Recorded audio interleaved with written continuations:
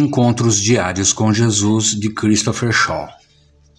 Dia 7. O Verbo se faz carne. A leitura bíblica continua em João 1, de 1 a 14. Então, vamos a ela. A palavra tornou-se carne. No princípio era aquele que é a palavra. Ele estava com Deus e era Deus. Ele estava com Deus no princípio. Todas as coisas foram feitas por intermédio dele. Sem ele, nada do que existe teria sido feito. Nele estava a vida, e esta era a luz dos homens. A luz brilha nas trevas, e as trevas não a derrotaram. Surgiu um homem enviado por Deus, chamado João. Ele veio como testemunha, para testificar acerca da luz, a fim de que, por meio dele, todos os homens crescem. Ele próprio não era a luz, mas veio como testemunha da luz. Estava chegando ao mundo a verdadeira luz, que ilumina todos os homens. Aquele que é a palavra estava no mundo, e o mundo foi feito por intermédio dele, mas o mundo não o reconheceu.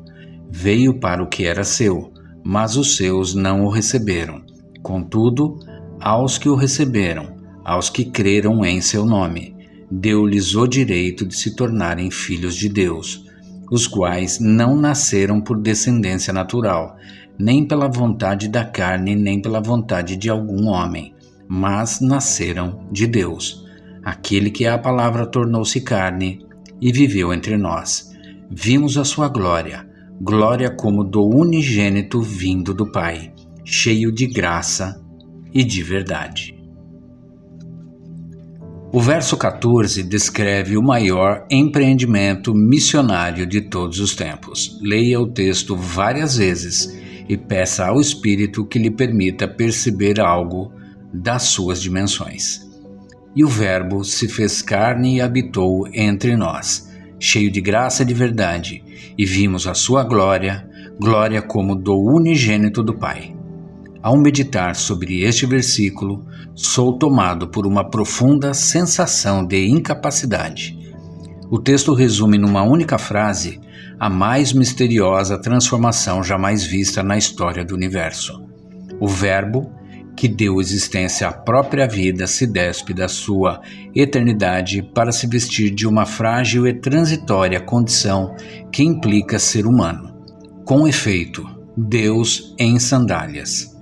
Somente ao considerarmos quão relutantes somos em sair dos nossos pequenos mundos para sequer demonstrar um breve interesse pela vida de outras pessoas, podemos entender a grandeza desse empreendimento missionário que sacudirá os próprios fundamentos do universo. De fato, pois ele, subsistindo em forma de Deus, não julgou como usurpação o ser igual a Deus. Antes, a si mesmo se esvaziou, assumindo a forma de servo, tornando-se em semelhança de homens e reconhecido em figura humana. A si mesmo se humilhou, tornando-se obediente até a morte e morte de cruz. Filipenses 2, de 6 a 8. A sua trajetória é totalmente contrária aos sonhos de grandeza que tanto anelamos. O Senhor aos poucos reduzirá o espaço que ocupa até se tornar autolimitado na figura de um humilde servo. O que motivou o Senhor a impor tão drástica limitação à sua condição divina? Foi uma inexplicável paixão para garantir um relacionamento conosco. O Verbo, que escolhe habitar em carne, segue o caminho da morte, que livrará o homem das consequências de sua própria rebeldia contra o Criador. Representa muito mais do que a satisfação de uma exigência legal. Sendo rico, por amor a nós, fez-se pobre para que nós, por meio da sua pobreza, chegássemos a ser ricos. 2 Coríntios 8, 9. O seu exemplo mostra o único caminho pelo qual poderão ser aliviadas as aflições, os sofrimentos e as desventuras daqueles que andam em trevas. A redenção de uma pessoa implica sempre a presença de outra pessoa disposta a se sacrificar por ela. Quem sabe esta seja a razão pela qual a Igreja consegue impactar tão pouco neste tempo. Todos sempre queremos que outros sejam salvos, desde que isso não signifique um sacrifício para nós. A decisão de tomar a forma humana abrange também um ato de surpreendente misericórdia da parte do nosso Criador. A fragilidade da nossa condição humana não nos permite compreender nem suportar mesmo as mais tênues manifestações do alto. Ao se fazer como um de nós, ele consegue preencher a lacuna que nos separa dele e apresenta a vida, em um formato que os homens podem facilmente reconhecer. Ainda assim, é tão profunda a atrofia espiritual que o pecado nos tem imposto, que muitos não conseguem ao menos perceber a presença de Cristo entre eles.